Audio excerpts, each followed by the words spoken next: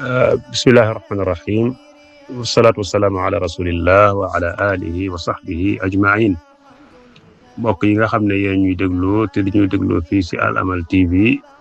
ñoo ngi sant suñu borom subhaanahu wa taala comme niñ leen ko diggee woon rek tey dañuy ñëw si ñaari xaaj yi nga xam ne mooy cause yi jógee si góor ñi bay tax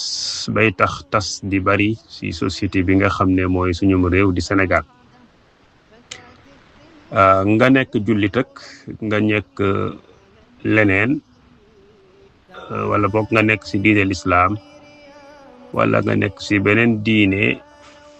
lii may njëkkee concerné ñëpp.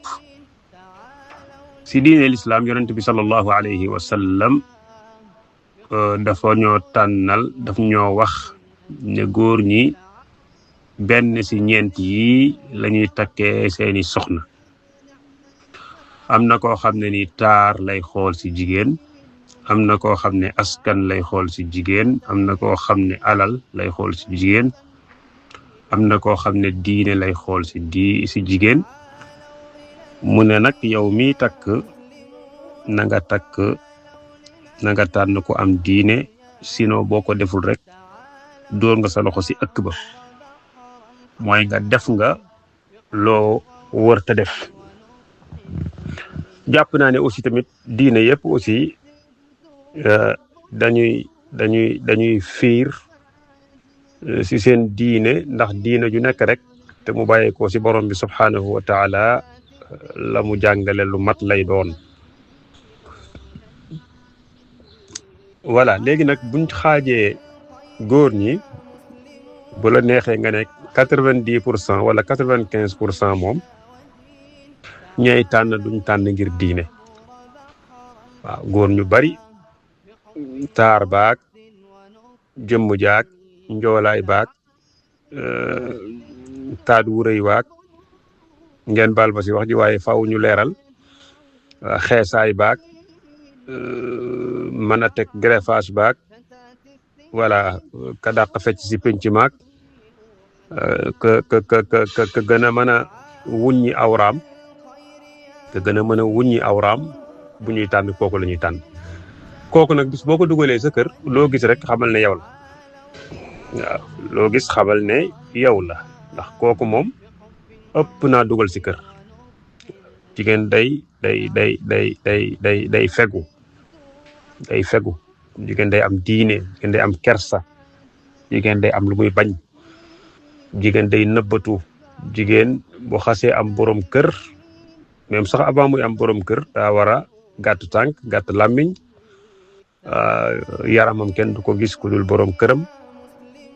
voilà, kon loolu mooy première cause bi nga xam ne ni tas bu jógee ci góor rek na xam ne moom moo ko sooke. beneen bi tamit mooy góor ñu bari, même jigéen ñi tamit dañuy fàttali listixaara, mooy tànnaloo yàlla subhaanahu wa taala. ñii nag ci wàllu diine ji lay wax. waaw, ndax istixaara dafa am solo lool. istixaara bala nga dugg ci dara nga laaj yàlla subhaanahu wa taala. beneen bi, góor ñu bari aussi tamit duñu mat mentalement, duñu mat physiquement. ñu xëy suba rek dugg ci, te jigéen moom bopp koy yore. jigéen du poste doo nga ko yore, mais bopp bu mag moo ko yore. rawatina na góor gi nga xam ne dafa bëgg am ñaar, am ñett, am ñeenti soxna. léeg-léeg nga gis koo xam ne àttanul benn, waaye ma ngay wuti ñaar, ma ngay wuti ñett, ma ngay wuti ñeent. loolu aussi tamit problème day am te loolu bari na loolu si penc mi. waaw léeg-léeg nga gis ku dëgër fit lool, waaw, yar ba matul, nite ga matul, dara matul, waaye day bëgg a dajale ay soxna yu bari. te benn soxna képp bopp moo ko war a yore, rawatina ñaar ba ñett ba ñeent. beneen bi tamit mooy léeg-léeg tamit nga gis góor gu yàccaaral, góor goo xam ne nii moom du def dara, moom daal na wut rek, waaw, waaye nag du mënal dara soxna sa. loolu aussi tamit problème la, ndax garab moom bala mu laa may ker da lay sut. waaw, ar-rijaalu qawwaamuuna ala an-nisaa ba laay ja ba muy àgg wa bima anfaqu waaw pour nga mën a yilif jigéen il faut nga mën koo dundal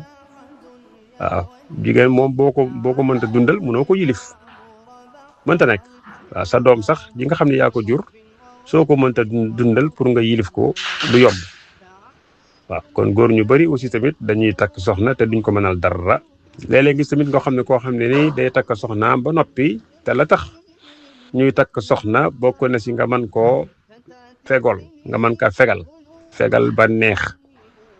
nga mën ko koo jox mooy bànneexu néeg ba te fekk yow physiquement mënoo ko si benn sax rawatina ngay wut ñaar wala ñett wala ñeent loolu encore problème la boo xam ne ni cause la buy jóge si góor ñi. beneen bi tamit mooy am na góor ñoo xam ne aussi tamit ñoom dañoo xaw a woyof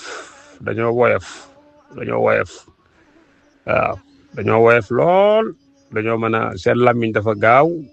dañoo mën a fen waaw duñu wax lu am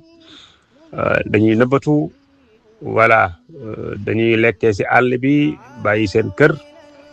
voilà yooyu aussi tamit problème la yoo xam ne ni wax dëgg yàlla góor ñaa ngi koy def dugg si mayga wala dugg si restaurant lekk ba suur fekk yow sa waa kër lang leen jox